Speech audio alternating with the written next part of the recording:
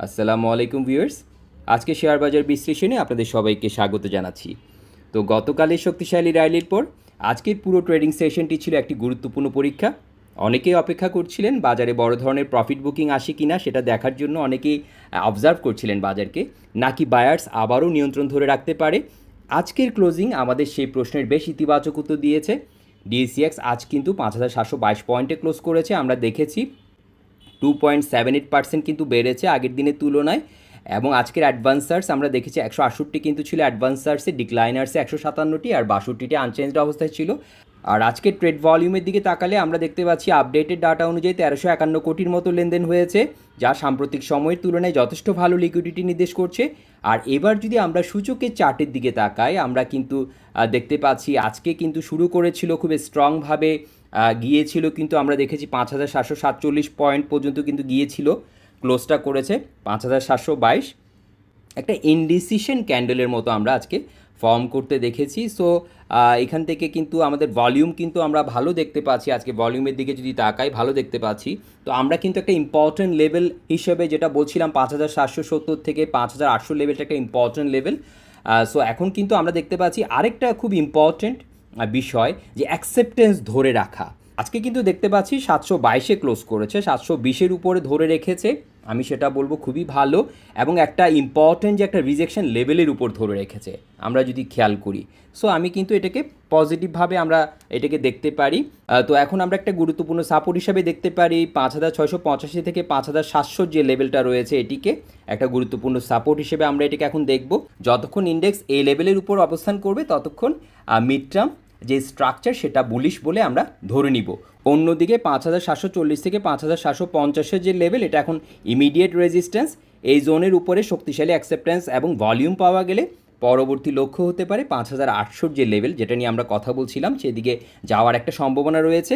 আপাতত বাজারে প্যানিকের কোনো লক্ষণ কিন্তু আমরা দেখতে পাচ্ছি না, বরং এটি একটি হেলদি কনসলিডেশন বলেই মনে হচ্ছে। তো এবার আসি আজকের সেক্টর রোটেশনে।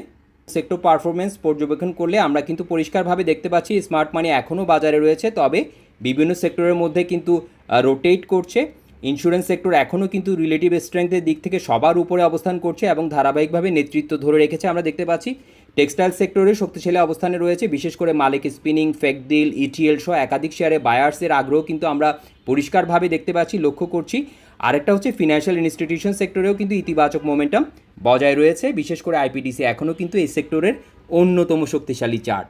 আর ইঞ্জিনিয়ারিং সেক্টরে কিন্তু ধীরে ধীরে শক্তি ফিরে পাচ্ছে আমরা দেখতে পাচ্ছি। অন্যদিকে ব্যাংকিং সেক্টরে এখনও পুরোপুরি নেতৃত্ব না এলেও সিটি ব্যাংক, এনসিসি ব্যাংক এবং কয়েকটি বড় ব্যাংক কিন্তু বাজারকে ভালো সমর্থন দিয়েছে আমরা যেটা দেখেছি। আর আইটি সেক্টরেও কিন্তু ধীরে ধীরে বাইং ইন্টারেস্ট বাড়ছে আমরা দেখতে পাচ্ছি, বিশেষ করে আইটিসি এখনও ওয়াচ লিস্টে রাখার মতো একটি স্টক। তো এখন যদি সব মিলিয়ে আমরা বলি, সবচেয়ে ইতিবাচক যে বিষয়টি আমরা দেখতে পাচ্ছি, একটি সেক্টর কিন্তু না, বরং একাধিক লিডিং সেক্টর একসঙ্গে সক্রিয় রয়েছে আমরা দেখতে পাচ্ছি। এটি সাধারণত একটি স্বাস্থ্যকর বুল মার্কেটের বৈশিষ্ট্য বলেই আমরা জানি।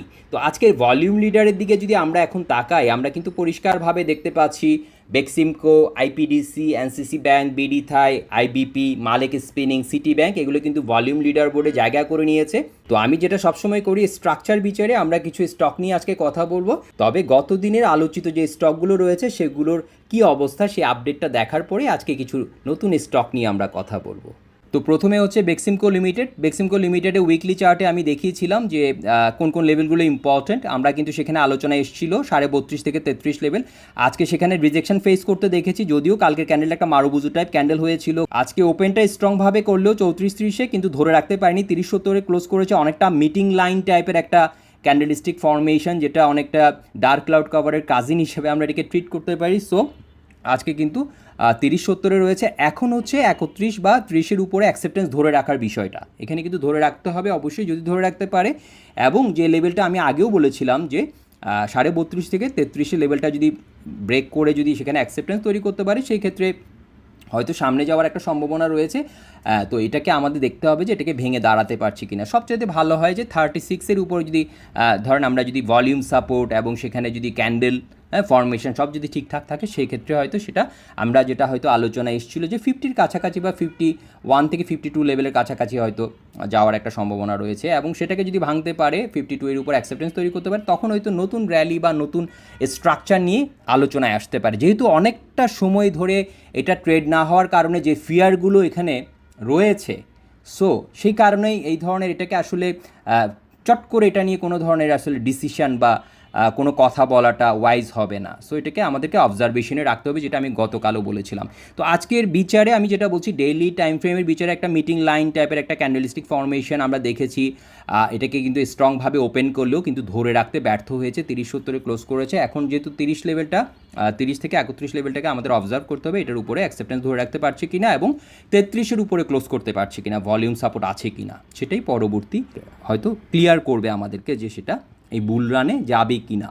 তবে এখানে আমি একটা অভিজ্ঞতার থেকে একটা জিনিস আপনাদের সাথে শেয়ার করতে চাই। যখন আমরা এরকম দেখি যে অনেকটা লম্বা সময় ধরে একটা বুল রান অথবা একটা মানে বিয়ারিশ যখন একটা ফেজ আমরা দেখি, হ্যাঁ, এবং ফিয়ার যখন ফেস করতে শুরু করে, সেখানে একটা প্যাটার্ন কিন্তু আমরা ফলো করি সবসময়। দেখি, আমি যেটা দেখেছি বাইরের স্টকগুলোতে হয়, মানে সব মার্কেটেই আমি দেখেছি, মাল্টি অ্যাসেট ক্লাসে হয়, এক কথায় যদি বলি একটা ডাবল বটম ফর্মেশন। তো এখন যেটা দেখা যাচ্ছে যে হয়তো এখান থেকে আবার একটা বটম তৈরি করছে কিনা, এবং সেখান থেকে যদি র্যালিটা কনফার্ম করে, সেক্ষেত্রে হয়তো আমরা বুঝবো যে সেখানে আসলে শক্তিটা কতটুকু রয়েছে। এবং যে প্রাইস লেভেলগুলোর কথা বলেছি, এই যে প্রাইসগুলো আমাদের জন্য একটা স্ট্রং ব্যারিয়ার, সো এগুলোকে আমরা আমাদের নজরদারিতে রাখতে পারি। সো এটা ছিল বেক্সিমকো লিমিটেড। এরপরে যে স্টক সেটা হচ্ছে ওয়েস্টার্ন মেরিন শিপইয়ার্ড। সেটা বলেছিলাম 11 লেভেলে একটা রিজেকশন রয়েছে, সেটা ফেস করতে দেখতে পাচ্ছি একটা মিটিং লাইন টাইপ একটা ক্যান্ডেলস্টিক ফর্মেশনের মতো দেখতে পাচ্ছি। স্ট্রং রিজেকশন লেভেল থেকে রিজেকশন ফেস করতে আমরা দেখতে পাচ্ছি 10.50-এ ক্লোজ করেছে। তো এখন দেখার বিষয় যে 11-এর উপরে অবস্থানটা ধরে রাখতে পারছি কি না, বা এটার উপর অ্যাকসেপ্টেন্স তৈরি করতে পারলে তখন হয়তো এরপরে যে 12 লেভেলটা ইম্পর্টেন্ট হতে পারে, যেটা বলেছিলাম। এরপর বিডি থাই নিয়ে অনেকগুলো কথা হয়েছে। এখন কিন্তু আমরা দেখেছি যে 20-50 একটা ইম্পর্টেন্ট লেভেল হিসাবে দেখিয়েছিলাম। এখন কিন্তু একটা ট্রিপল ক্যান্ডেলস্টিক প্যাটার্ন অনুযায়ী একটা ইভিনিং স্টারের মতো অনেকটা দেখা যাচ্ছে।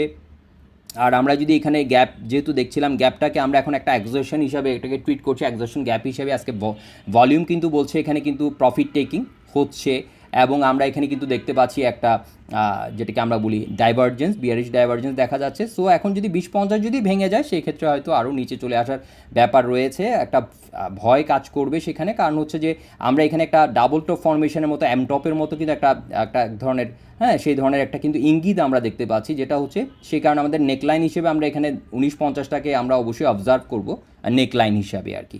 তো আজকের যে ব্যাপারটা আমরা এখানে একটু প্রফিট টেকিং লক্ষ্য করছি। তো স্ট্রাকচার কিন্তু স্ট্রাকচার বিচারে এখনও কিন্তু আমি এটাকে বুলিশ বলবো, যতক্ষণ পর্যন্ত না 20-50-এর উপরে অবস্থানটা ধরে রেখেছে। এরপরে স্টকটা হচ্ছে শাইনপুকুর সিরামিক। এটা কিন্তু এখনও আমাদের যে অ্যাসেন্ডিং চ্যানেলটাকে এখনও রেসপেক্ট করছে, যদিও আমরা আজকে দেখেছি ওপেন করেছিল, যদিও আমরা দেখেছি আজকে ওপেনটা হয়েছিল আমরা 24-30-এ, ক্লোজটা করেছে 23.90। এখনও কিন্তু আমি স্ট্রাকচার ভালো দেখতে পাচ্ছি, ইএমএ 20-50-র উপরে অবস্থান করছে। আমরা যদিও দেখতে পাচ্ছি যে অ্যাসেন্ডিং চ্যানেলের মিড লেভেল থেকে একটা রিজেকশন ফেস করছে, তবে এটা খুব, আমি এখনও স্ট্রাকচার বিচারে এটাকে এখনও আমি বুলিশ হিসাবেই বলবো।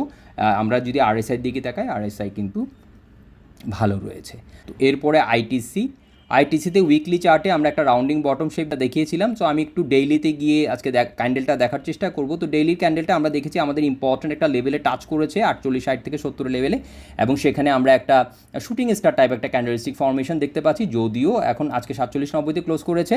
তো ইম্পর্টেন্ট লেভেলের কাছাকাছি গিয়ে আমরা দেখি একটা ফিয়ার ফেস করে, তার মানে এই না যে সেখান থেকে ভেঙে পড়ে যাবে। সো এখন দেখার বিষয় যে 40-70 থেকে 50-এর যে লেভেলটা, এটাকে ভেঙে অ্যাকসেপ্টেন্স তৈরি করতে পারছি কিনা। যদি পারে সেক্ষেত্রে হয়তো ইম্পর্টেন্ট হতে পারে 55 লেভেলটা। তো ভিউয়ার্স, আমরা দেখে নিলাম গতকালকের আলোচিত স্টকগুলোর আপডেট। তো আজকের নতুন যে স্ট্রাকচারগুলো আমরা দেখব, টেকনিক্যাল স্ট্রাকচার নিয়ে কথা বলবো। প্রথমে আইপিডিসি, এটা নিয়ে কিন্তু আমরা আগে ট্রেডিং সেশনে অনেক কথা হয়েছে, সিমেট্রিক্যাল কম্প্রেশন। দেন হচ্ছে আমরা 30 লেভেলের কথা বলেছিলাম, অ্যাকসেপ্টেন্স ধরে রাখার কথা বলেছিলাম। এরপরে একটা লেভেল আমরা বলেছিলাম যেটা হচ্ছে যে 33-30-এর কাছাকাছি। তো আমরা কিন্তু দেখতে পাচ্ছি সে লেভেলে টাচ করেছে, আজকে কিন্তু সেখানে টাচ করে ক্লোজ করেছে, 32-50-এ ক্লোজ হয়েছে। তো এখন এই লেভেলটাকে ভেঙে উপরে অ্যাকসেপ্টেন্স তৈরি করতে পারছে কিনা আমাদেরকে দেখতে হবে। যদি ভেঙে অ্যাকসেপ্টেন্স তৈরি করতে পারে এই লেভেলের উপরে, সেই ক্ষেত্রে হয়তো এরপরে একটা ইম্পর্টেন্ট লেভেল আমরা দেখতে পাচ্ছি 42-র কাছাকাছি একটা লেভেল দেখা যাচ্ছে। তো এখনও কিন্তু এটা স্ট্রাকচার সব কিছু মিলিয়ে এখনও এটা বুলিশ রয়েছে। তো এরপরে যে স্টকটা রয়েছে সেটা হচ্ছে ইন্দো বাংলা ফার্মাসিউটিক্যালস। তো ইন্দো বাংলা ফার্মাসিউটিক্যালসে আমরা দেখতে পাচ্ছি একটা ইম্পর্টেন্ট লেভেলের উপরে এটাকে গ্যাপ দিয়ে কিন্তু ওপেন করেছে 17.10-এ, ক্লোজ করেছে 17.60। এখন একটা রিজেকশন আমরা দেখতে পাচ্ছি 18.60-এর কাছাকাছি একটা রিজেকশন রয়েছে। স্ট্রাকচার কিন্তু খুবই ভালো আমরা দেখতে পাচ্ছি এবং ভলিউম সাপোর্ট রয়েছে। আমরা যদি মোমেন্টাম দেখি, মোমেন্টামও ভালো। আমরা এখন দেখতে পাচ্ছি 18.60 থেকে 19-20-এ একটা কিন্তু এই একটা জোন হিসেবে আমরা এটাকে ট্রিট করব, সেখানে রিজেকশন আমরা দেখতে পাচ্ছি। সো দেখার বিষয় যে এই লেভেলে গিয়ে কী ধরনের রিয়েকশন দিচ্ছে। এরপরে যে স্টক নিয়ে কথা বলবো মালিক স্পিনিং। তো মালিক স্পিনিংয়ের একটা আমরা দেখতে পাচ্ছি ইম্পর্টেন্ট লেভেলের উপরে ক্লোজ করেছে, 33.90-এর উপরে 34-এ ক্লোজ করেছে। এখন একটা রিজেকশন আমরা দেখতে পাচ্ছি 35-এর কাছাকাছি। জ্ঞানফ্যানের একটা রিজেকশন রয়েছে 35 থেকে 35-30-এর কাছাকাছি একটা রিজেকশন রয়েছে। এটাকে ভেঙে দাঁড়াতে পারলে সেক্ষেত্রে 37-এর কাছাকাছি এর পরবর্তী একটা ইম্পর্টেন্ট লেভেল আমরা দেখতে পাচ্ছি। তো এখনও কিন্তু স্ট্রাকচার বিচারে বুলিশ রয়েছে আমরা যেটা দেখতে পাচ্ছি। এবং আজকের আলোচনার শেষ স্টক যেটা রয়েছে সেটা হচ্ছে এনসিসি ব্যাংক। অনেক আলোচনা হয়েছিল আগের ট্রেডিং সেশনগুলোতে, আমরা দেখেছি এখনও কিন্তু 16-তে ধরে রেখেছে অবস্থান। 16.30 একটা ইমিডিয়েট রিজেকশন আমাদের জন্য। সো এই লেভেলের উপর অ্যাকসেপ্টেন্স তৈরি করতে পারলে 17.40টা আবার আলোচনায় আসতে পারে। সো আমরা কিন্তু দেখতে পাচ্ছি একটা কনসলিডেশনে রয়েছে, আমরা একটা ট্রেডিং পজে রয়েছে বলে আমরা এটাকে ধরে নিব। সো এখন দেখার বিষয় যে এই লেভেলটাকে ভাঙতে পারছি কিনা।